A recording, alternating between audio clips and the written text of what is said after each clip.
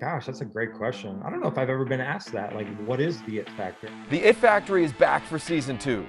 Last season, we explored what the It Factory is, who has it, and how they got it. This season, we still seek to answer the same questions, but with a new cast of characters. We take the helmet off some of the new faces in the Conference of Champions, and some familiar faces as well. Players, coaches, and experts will explore what it is that sets them up for success on Saturdays. I'm Yogi Roth, and welcome back to the It Factory.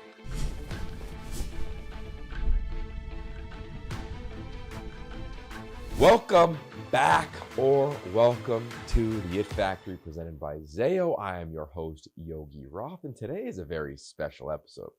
This is one of one. I've never been able to do what we're about to do.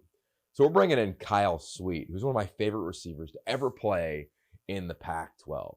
He's a Southern California native, but he's about to be a resident of Paris. Yes, he's going to be playing international professional football for the Paris Musketeers, a program that is near and dear to my heart. We're going to get into all of that. But as I bring you into the show, I don't know if you know this, but I am also an honorary Coug, okay? I was given this honor a couple weeks ago, and you are definitely an honorary Coug. I'm not anywhere near where you are, man, but thanks for coming to the show. Two Cougs, I feel like just having a conversation today. Go Cougs, man. There's nothing like it. Nothing like it indeed. So what is life like for you right now? You're a couple years removed from being on campus, and as I referenced in the open, like you're on your way to Paris here pretty soon for professional football season.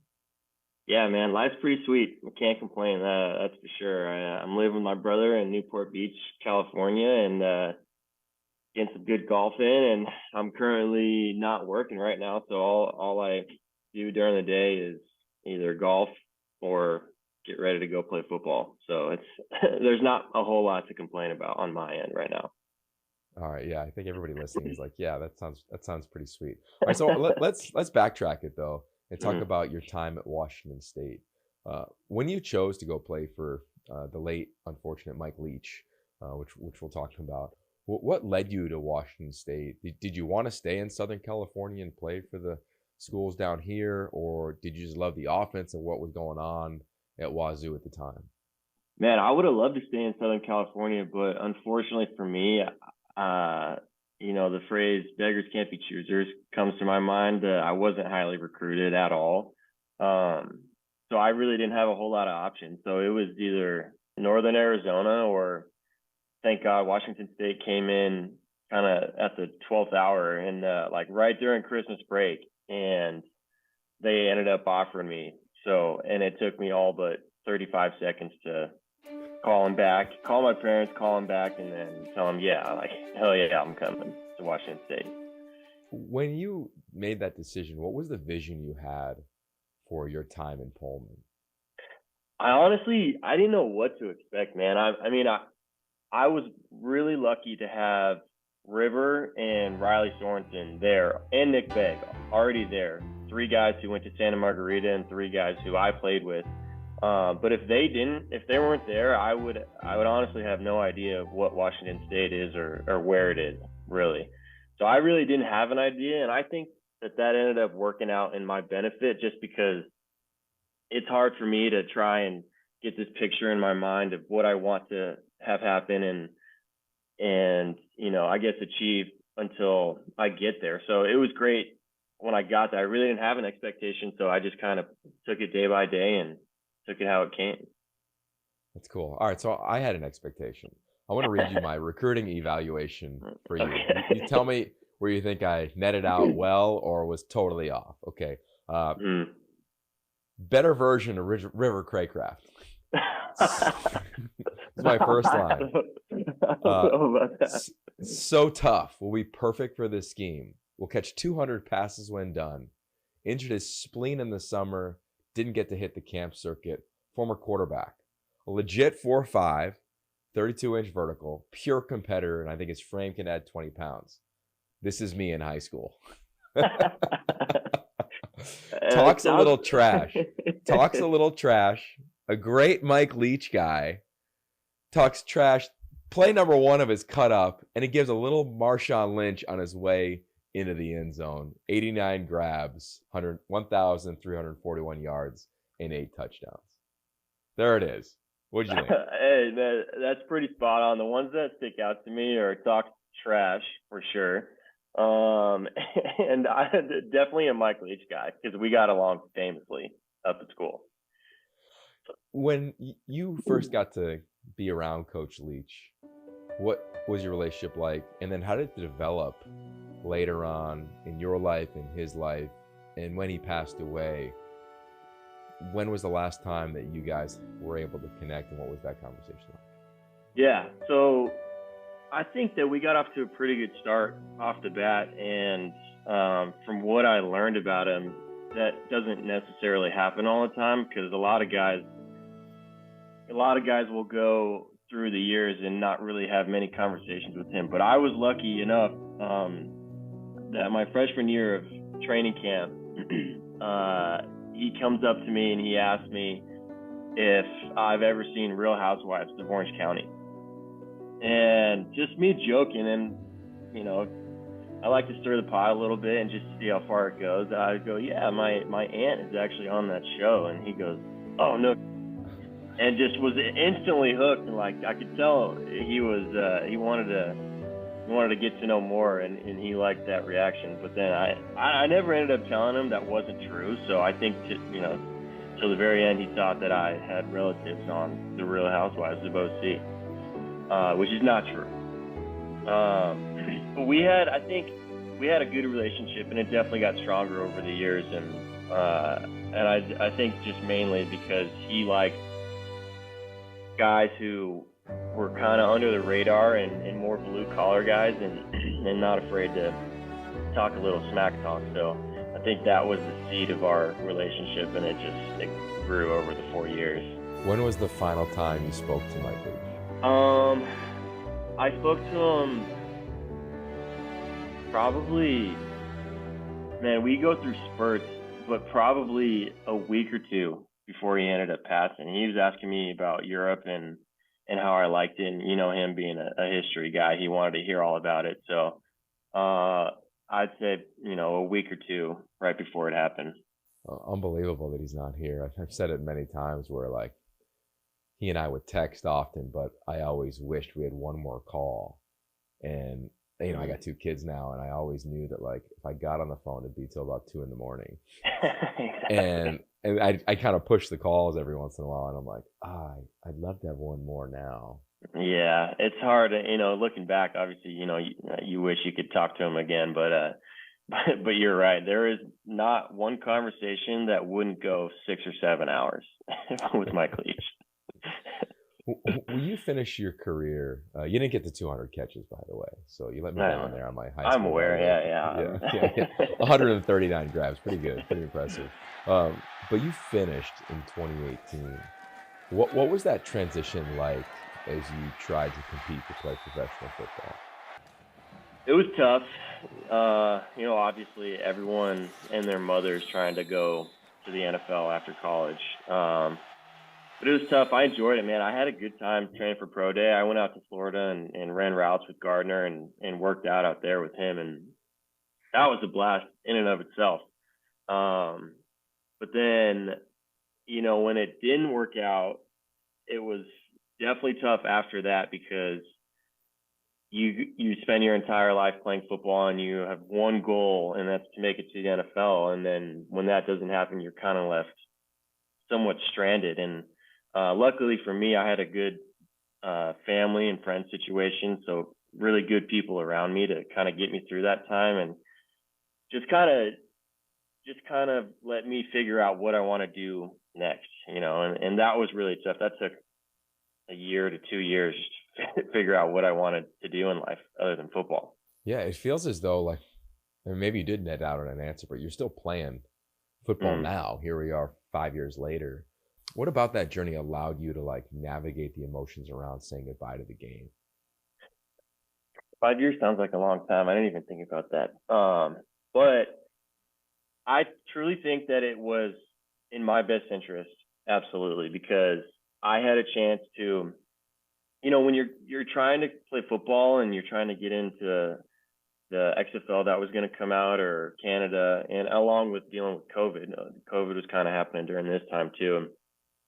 It's just an exhausting process, and because you'll have a couple contacts and a couple teams, and you'll talk to them for a little bit, and then they might be interested, or they just won't text you back or call you back, or so you're dealing with this a lot of the time. And then I just got mentally exhausted from doing it. So then when I finally, during COVID, was dealing with a lot of things, and then just decided to say, I can't play football anymore. I don't really want to play football anymore. And during that time, about a year later, I really just had this moment of realization, or this epiphany, as you will, like how much I really do love football and want to continue playing. So I think it was honestly the best for me, because I was able to get away from it for a little bit, and then that just showed me how much I really did want to play football again.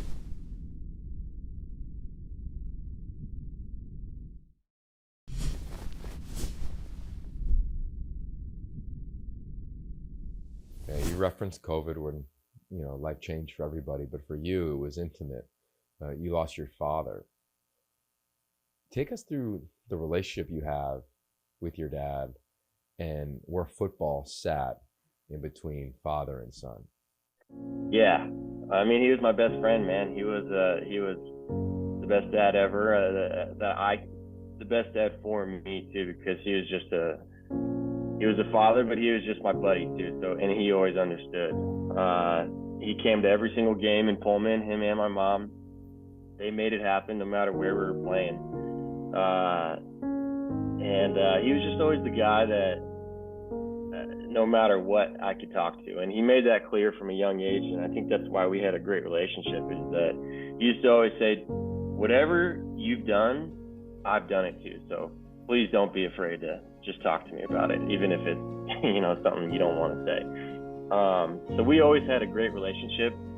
Growing up, we'd golf all the time, and that was kind of our thing, is we'd get out on the golf course and just us two and my brother, and just have a good time. And so it was tough. It was tough when, obviously on top of COVID, and then to have that happen too, was just a shock to the system a little bit. So, but looking back on it, it was like, it allowed me to just do a hard reset of my life, and just kind of bring in the things that are near and dear to me, whether it's family and friends, or whatever it may be. And so it just allowed me to really hone in on the important things in life, and then reconnect and grow stronger relationships with family and friends.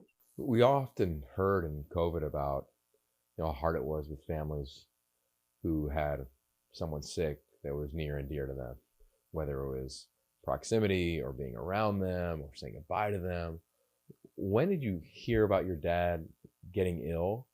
And then can you, if you don't mind, take us through the process of how you were able to mourn in an unthinkable time in the world? Mm-hmm. So he was diagnosed on Cinco de Mayo, so May 5th of 2020. And it was a relatively quick process. He had been feeling ill for about a month previous, and once we found out on Cinco de Mayo, just to give you a time frame, it was May 5th we found out, and then June 12th, the day he passed. So it was a relatively quick process. So I didn't really have time to mourn during that time, because everything in your life switches like that. It goes, from good to drastically worse. What was he diagnosed with? Melanoma. So by the time we found out, it was already stage 5, and I think that once he found out, he's always been he's from the Midwest, from Indiana, and he's always been my mom used to always say, if he didn't learn it before 16 years old, it wasn't going to stick in his mind. So he was just he's set in his ways, the old Midwest ways. So and he's a 3-sport athlete and, just a confident guy. So I think that once he realized the severity of the situation, he just kind of shut off mentally. And so that thrusted all of us into, kind of caretaker position. So we didn't really have time to mourn or think about anything until after he passed, obviously. And it was so quick. And for me specifically, it was a long time, man. I mean, they always say everyone grieves differently. And that's really true, because I got to see every single person in my family grieve their own way. And sometimes it's night and day different. But I always was clinging to the things that people who have been through similar situations reached out and told me. And those were the people I wanted to talk to the most. And they just said, the recurring theme was just think about the good times, the great times, and all the lessons that he might have taught you.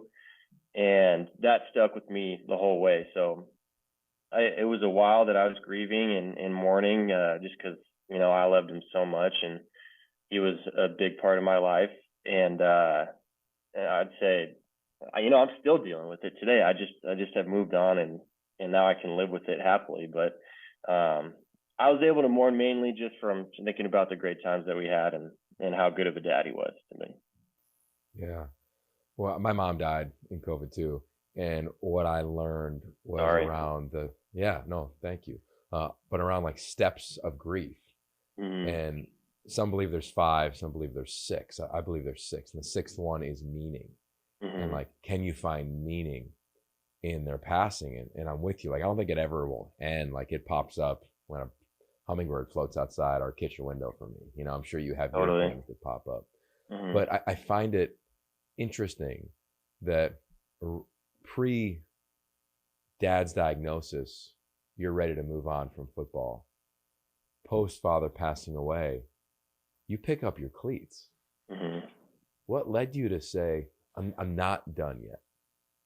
Man, you kind of just hit the nail on the head right there. That gave me chills too. That gave me a little bit of goosebumps.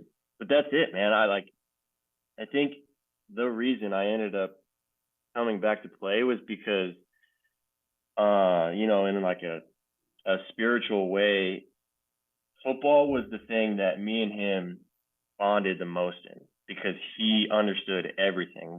I would always call him after practice, and he'd always call me after games when he was on his way home, like just to go over the game and whatever else that entailed. So it is the reason why I continue to play football, because I just was at a point in my life where I felt unsatisfied, and maybe the feeling that I gave it up a little too soon. And then ultimately it was like, this was the thing that I feel connected to him the most. So that definitely led me to go, all right, I want to play football again, just to get a little closer, just to feel something that, me and my dad used to feel together. Yeah. There's something so special about a sport. I always like to say, like, athletes have 2 things guaranteed. One is that you have the ability to love, because you've like fallen in love with a football, like with such depth. You also have this great instinct, because to play, as you know, when you catch a pass, you're not thinking, all right, I'm gonna go left and then I'll go right and then I'll do a spin move. Like, you're just instinctively moving. Mm-hmm. So I say that for you, like, when your instinct told you to pick up the thing that you loved, how on God's green earth did you say, all right, that's going to be in Europe, in Barcelona, in a league that nobody has even heard of? Yeah. I just, dude, I was sick of the politics and the whatever else goes on with trying to play in these leagues. Like, there's millions and millions of kids that are trying to play in these leagues, and it's exhausting to try and get in. And so I was like, and I'm a history major, and so I've always had a fascination with Europe. And then I reached out to, there's a website called Europlayers that gets you in touch with teams in Europe. And then I found the ELF just by happenstance. And reached out to every single team on there one day when I was at work. And Barcelona just happened to be the first team to get back to me. And then I signed the contract 2 hours later, and then I was going to Europe just like that. When I was a little younger than you, when I finished playing college, I moved to Australia, and I played for the Gold Coast Stingrays. And I'll never forget day one. Our quarterback was 40. Our center was 18. My roommate in college was Larry Fitzgerald. And I swear that day in practice one, I was like, this is what it must feel like to be Larry Fitzgerald. Because you're playing guys that it's not their natural sport. Mm. For you, the ELF you referenced, the European League of Football, it's been going on for a long time. Right? NFL Europe died around 2009, but the teams kept playing. Sport is pretty entrenched in dozens of countries in Europe. Mm. What surprised you when you went to Barcelona and started competing for this team? It surprised me that a lot of guys on the team have other jobs, and that's something that I've never seen before. And a lot of guys work. They come to work, or they go to work in the morning and then come to practice in the afternoon. And then I was also surprised at how much they loved football. I would have never have, and American football we're talking about. I've learned that if you say football in Europe, it's a completely different sport. But I was shocked at how much they really loved the game of football. They were all passionate. A lot of them, just like you said, your quarterback was 40 years old. A lot of them are like 30 to 35 years old, just still playing. Like, it was really funny to see, but yeah, I mean, they loved the sport of football, and they'd come right after work. Well, look, in America, like everybody thinks that like Aaron Rodgers and Derek Carr, like free agency news in the States, the NFL is a big deal. It's a big deal in the ELF. Mm-hmm. Last year, just for those that didn't track every one of your games, Kyle, you had the Triple Crown, which is you led the league in all the major categories of wide receiver. 115 receptions. Granted, you had 139 in a 4-year career at Washington State. In one season, Kyle had 115 grabs, over 1,500 yards, 17 touchdowns. First player to ever achieve the Triple Crown in European football. So then you hit the free agent market. And here come the Paris Musketeers, baby. Jason Johnson, who's been on the show, among others, find you. Yeah. How does that work? Like, take us through the free agent drama of the ELF and you going from one global city to another. Let me tell you, Yogi, that I reveled in every second of that, because that was really the first time in my life where teams were calling me going, hey, we want you to come play in so and blah, blah, blah next year. But I'm going to give you some credit too, because I had heard that Paris was going to have a team, and I think it was from KJ. KJ told me, and then he goes, yeah, man, Yogi's involved. And I said, hang on, Yogi's involved in the team. And so I was like, dude, give me Yogi's number right now. And then that's when I reached out to you. And then from there, and then we ended up talking, and then I got in touch with Mark, I believe, was the next guy I talked to. And like, ever since I knew you were involved, Yogi, I was in. It was a done deal. Like, I didn't want to play anywhere else but Paris. Oh, thank you. And KJ, you referenced KJ Costello. And Mark, you referenced, is the head coach of the Paris Musketeers, Mark Mattioli. And it's really interesting to paint some context around this league, because I don't know, for you, like, you had your stint in the NFL, you played major college football, now you're playing in Europe. I look at this in my 20 plus years in this sport, like, I think this league is going to go. Like, I just see it only going positively, upward trajectory. For you, who's played in a bunch of different venues, systems, leagues, as I referenced, when you look at this league and where you sit now, what are you, 25 years old? 26. 26 years old? Like, is this something you look at and you're like, yeah, this thing can go and I want to play 10 years in this? Or are you looking at it and say, I'm going to go catch another 115 balls and then kick back to the NFL or what have you? Man, I don't really have a definitive plan right now at the moment. I do believe that this league is going to be bigger and bigger each year. I think that it could potentially get to what the MLS was 10 years ago. and I would like to be around to see that, whether it's playing or involved somehow. But I don't know, man. I'm just happy as hell playing football right now, and I guess we'll see how much the body can take after 115 catches a year, and just it's good to go, man. And then I might be coming back. And also the Olympics are in Paris next year, so just something to think about.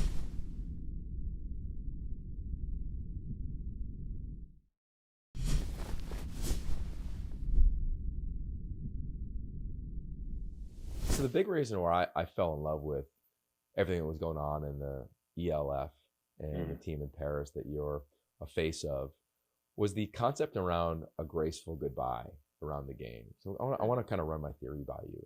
I think that in major college football and in recruiting, if you drop down a level, there's a lot of pressure. There's a lot of expectations, and they're often coming from other people. Kyle Sweet's going to catch 200 balls at Washington State, be better than River Craycraft, right? Like I'm part of that community. I'm not trying to, take shots at anybody else. Like I get that. I live that. That's how I make a living as a broadcaster and an analyst. But I feel as though that there's a lot of undue pressure on players. And I feel as though players also, me included as a player, you live in this vortex of the Wazoo facility, for me, the Pitt facility, the UCLA facility, the Oregon facility, whatever. And like, you live in your world, you operate in your world, and you don't have this idea of, wow, there's more outside of this planet than just me and practice and game tape and performing. So I say all that of like, I think when players' careers are done and the NFL says, thanks for coming, we're done with you, or another league says, thanks for coming, we're done with you, I think players struggle. And what I hope this league does is it allows players to walk away from the game while opening up their palate to something they didn't even know exists. Like, am I way off base on this theory? You're living it. Not at all, man. You hit it right on the head. That's exactly what it is. Like you said, there's a lot of pressure, and there's a lot of politics involved with playing high level football, and it's tough to continue that, to have that like bearing on your shoulders for 5, 6, 7, however long you play professional football for.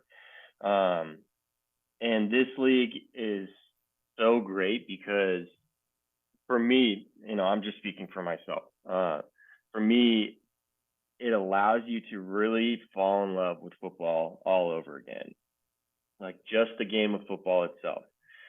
And it's not bad also that you're in Europe and you're seeing a completely different culture every week. So that's a bonus as well, just because I'm such a fan of Europe, and I think it's gorgeous, and culturally is just something to experience. It's so cool being able to play in different, it's the only league that you play in different countries, and you play in different country almost every week, and each country is its own culture. So you're getting exposed to so much, and then all just while having the time of your life playing the game that you loved as a kid, and it just kind of reconnects you with that little childlike love for football. The Pullman to Paris pipeline.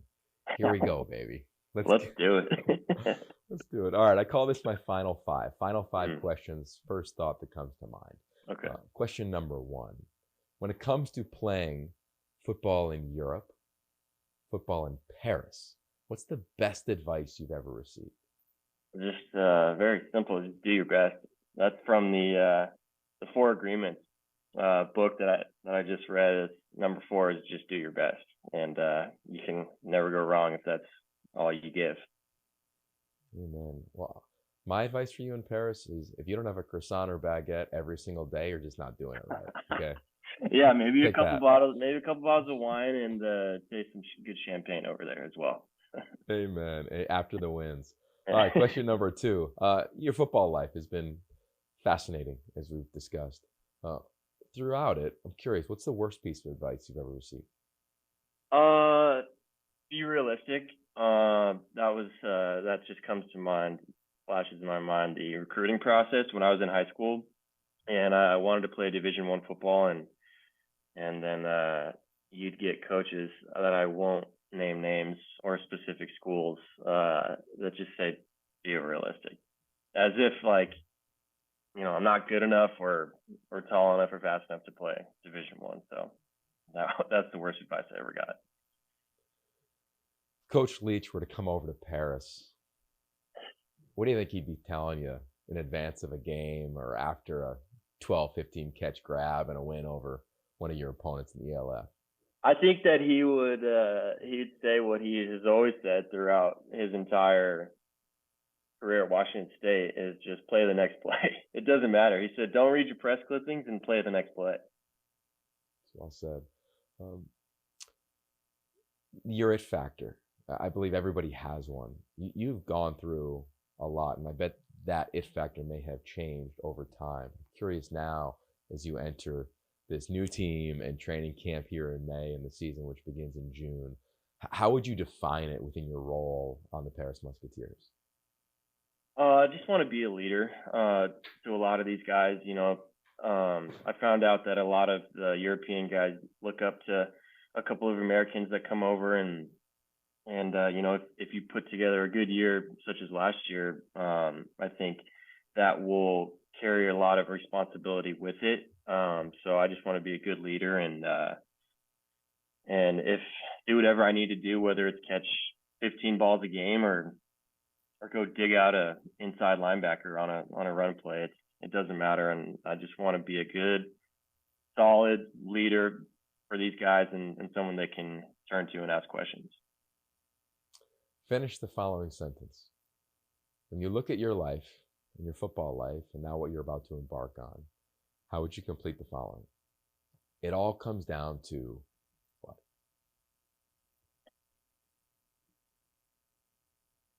Winning. Just win. Like hearing that. Like hearing that. Here we go, Musketeers. I think Time. what's so fascinating is that, like, here you were in your off-season job. You were delivering wine. Is that accurate? Like, Yeah. you were kind of a sommelier of sorts. And now That's, you're going to go. That's generous. That's generous. But yeah. But now you're going to end up in Paris around some of the greatest wine, drinks, lifestyle, and football on planet Earth. Mm-hmm. Like, the serendipity is very unpredictable. Life's mysterious, isn't it? It works in funny ways. Seriously. Have you picked out a number yet for the Paris Musketeers? Do we know what you're wearing? What jersey? I want to be 7. I told Jason 7, but if not, 17 will do just fine. All right, number 7 or 17 in the program, but number 1 in the Paris Musketeers' hearts. Always.